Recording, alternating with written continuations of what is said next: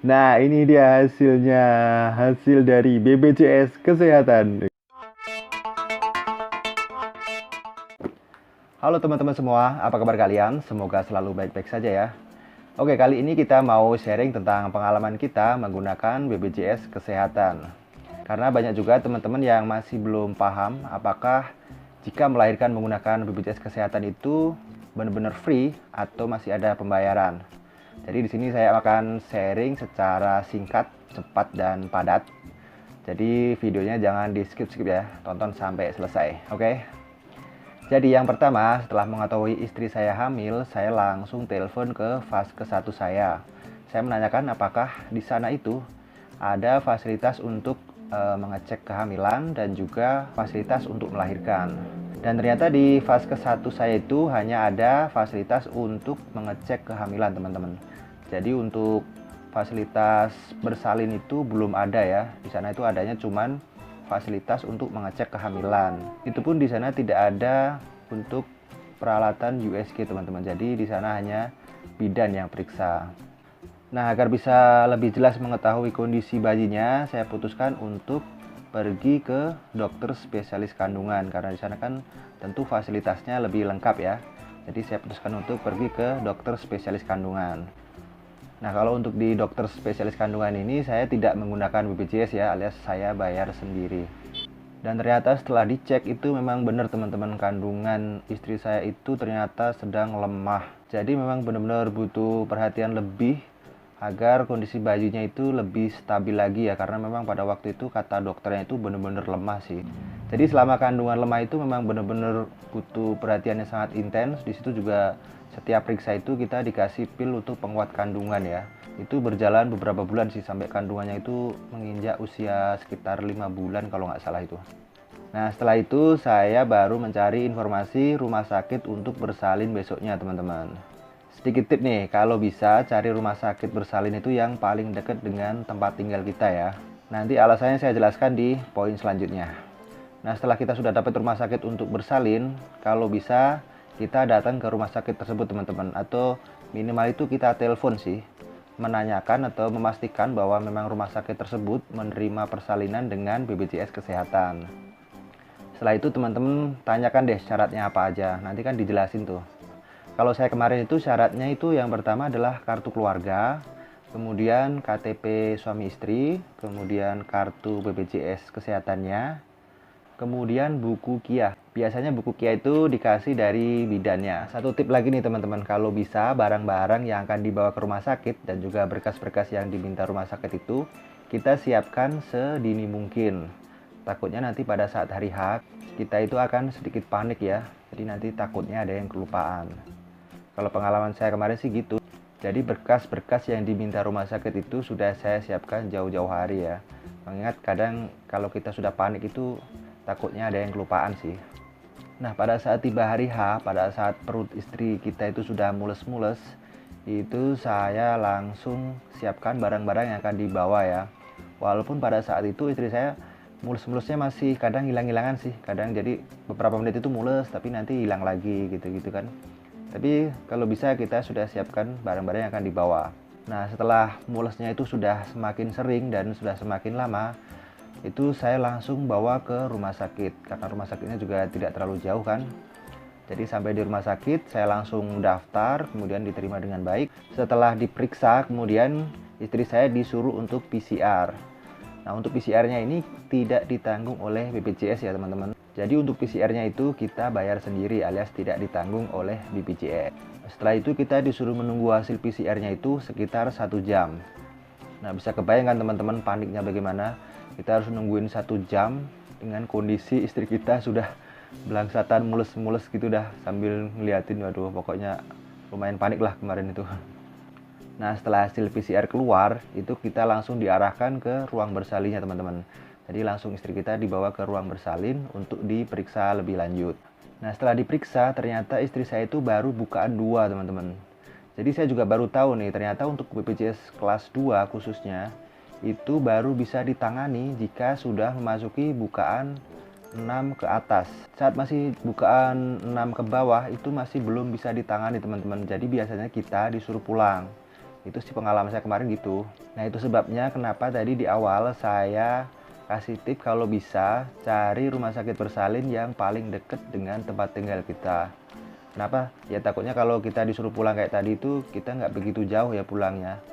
Bayangin aja kalau kita lagi istri kita mulus-mulus kayak gitu terus kita disuruh pulang lagi. Waduh, kan repot ya. Jadi terpaksa kami harus pulang lagi nih teman-teman. Walaupun istri saya sudah keadaan mulus-mulus juga ya. Tapi gimana ya, karena di sana tidak ditangani juga, ya terpaksa saya harus bawa pulang lagi. Nah itu setelah sampai rumah itu saya menunggu sekitar 5 jam teman-teman. Jadi antara bukaan 2 sampai bukaan 9 itu kemarin waktunya itu antara 4 sampai 5 jam sih. Jadi setelah istri saya mulus-mulusnya sudah semakin tidak karu-karuan, sudah menjadi-jadilah, saya juga kurang tahu kan bukaan berapa karena kita juga gimana ngeceknya kan kita nggak tahu juga. Intinya pokoknya mulusnya sudah semakin tidak tertahankan, akhirnya saya bawa ke rumah sakit lagi. Nah setelah sampai di rumah sakit, karena awal tadi kita sudah tes PCR, jadi kita langsung dibawa ke ruang bersalin lagi teman-teman. Jadi ada hikmahnya juga sih waktu datang pertama itu kita tes PCR. Setidaknya kita tidak suruh nunggu 1 jam lagi sih. Bayangin kalau sudah mulus-mulus parah gitu masih harus nunggu 1 jam kan, waduh bisa kacau juga itu. Jadi istri saya langsung dibawa ke ruang bersalin untuk dicek lebih lanjut ya, dan ternyata memang sudah bukaan 9 dan bentar lagi udah bukaan 10, sudah waktunya melahirkan sih. Nah sementara istri saya ditangani oleh bidan-bidan di sana, saya ditugaskan untuk membeli paket bersalin teman-teman. Apa itu paket bersalin? Jadi isi dari paket bersalin itu adalah yang pertama kendi untuk menaruh ari-ari, kemudian gurita untuk ibu pasca melahirkan, ada juga pembalut kalau tidak salah, kemudian perban dan juga masker kalau nggak salah. Dan itu harganya nggak mahal sih, sekitar 180 ribuan kalau nggak salah saya kemarin itu. Dan juga itu tidak ditanggung oleh BPJS ya teman-teman. Jadi udah ada 2 nih yang tidak ditanggung oleh BPJS. Yang pertama untuk PCR, yang kedua adalah untuk paket bersalin. Tapi saya kurang tahu sih untuk paket bersalin ini apakah semua rumah sakit memang memperlakukan seperti itu atau hanya beberapa rumah sakit saja. Nah setelah membeli paket bersalin, saya langsung diarahkan ke bagian administrasi untuk mengurus administrasinya nih teman-teman. Jadi di sini kita disuruh untuk mengisi formulir dan juga menyerahkan berkas-berkas yang sudah kita siapkan jauh-jauh hari tersebut. Di situ nanti kita akan dicarikan kamar dan akan dipakai nanti saat ibu dan bayinya sudah dipindahkan dari ruang bersalin yang tadi teman-teman. Nah setelah dicek ibu dan bayinya dalam keadaan sehat, baru dipindahkan ke kamar yang sudah kita carikan tadi teman-teman.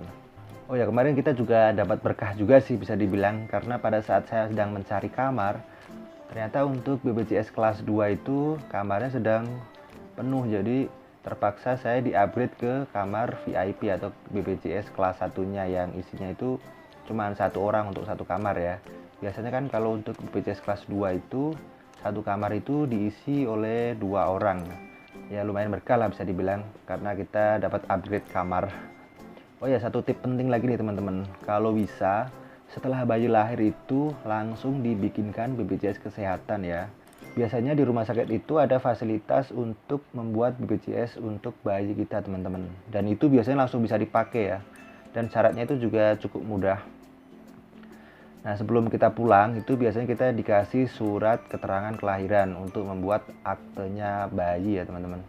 Soalnya pengalaman pribadi saya kemarin itu, setelah bayi dibawa pulang dan ada pemeriksaan rutin ya, setelah bayi dibawa pulang 3 hari kemudian kan saya disuruh balik lagi ya untuk pemeriksaan rutin.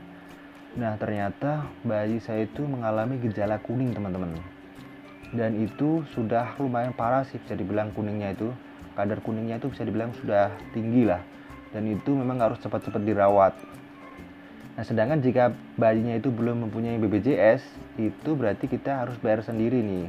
Makanya kalau bisa teman-teman setelah bayi lahir itu langsung cepat-cepat dibikinkan BPJS kesehatan.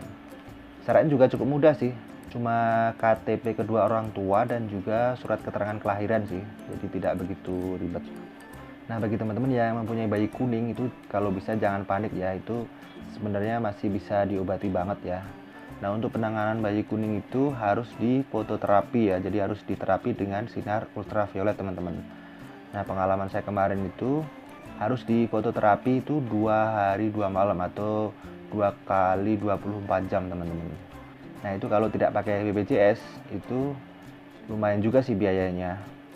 Nah itu tadi pengalaman kami melahirkan menggunakan BPJS Kesehatan. Jadi memang sepengalaman saya itu hanya ada 2 yang harus bayar sendiri teman-teman. Yang pertama itu adalah PCR, kemudian yang kedua adalah untuk pembelian paket bersalin. Selain itu semuanya gratis teman-teman, tidak ada pembayaran apapun ya, selain 2 yang saya sebutkan tadi.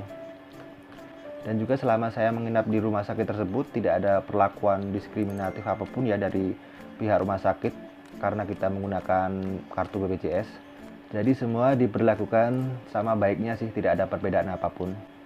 Nah itu tadi teman-teman sharing kita pengalaman menggunakan BPJS Kesehatan ya. Bagi teman-teman yang sedang mencari info seputar melahirkan menggunakan BPJS, semoga pengalaman kami tadi sedikit membantu dan semoga nanti saat proses persalinan ibu dan bayinya diberi kesehatan selalu. Oke teman-teman, terima kasih sudah menonton video ini. Silahkan like kalau suka, dislike kalau tidak suka, dan see you the next video. Bye bye. Nah ini dia hasilnya, hasil dari BPJS Kesehatan. Halo. Dadah ya. Dadah.